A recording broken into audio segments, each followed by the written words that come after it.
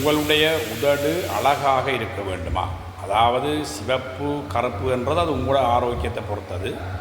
அதிலும் சிகரெட் தம்படிக்கிறார்கள்னு சொன்னால் சொண்டு கருப்பாக தான் இருக்குமா, அதில் மாற்றம் இல்லை. அதே நேரத்தில் ஓரளவு ரோஸ் கலர் மாதிரி இருக்கிற சொண்டு, சிவப்பு கலராக இருக்கிற சொண்டு திடீரென்று கருத்த நிறத்துக்கு மாறிக்கொண்டு வருதுன்னு சொன்னால் நீங்கள் ஹாஸ்பிட்டலில் போய் டாக்டரை சந்திக்கணும்.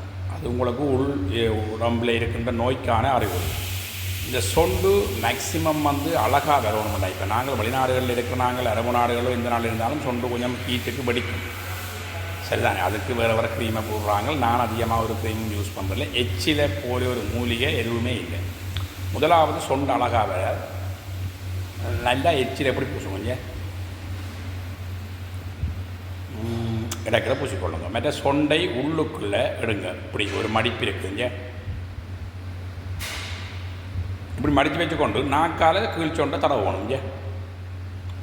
நான் தடவுறது தெரியாது உங்களுக்கு, நாக்கால் தடவுறது தெரியாது. சரி, அடுத்தது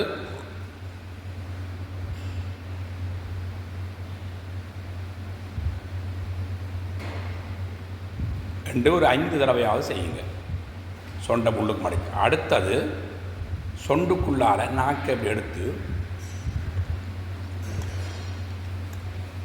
இப்படி செய்யுங்க. சரி, அடுத்தது இடைக்கிட இப்படி செய்யுங்க. அடுத்தது வலது கையால்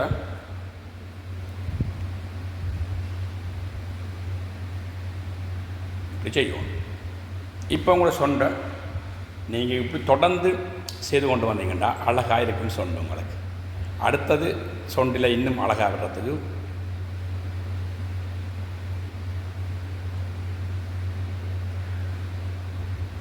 பயமாத்தான் இருக்கும் பார்க்க. இப்போ இந்த முகத்தையே நீங்கள் கண்ணாடில் நின்று செய்யலாம்.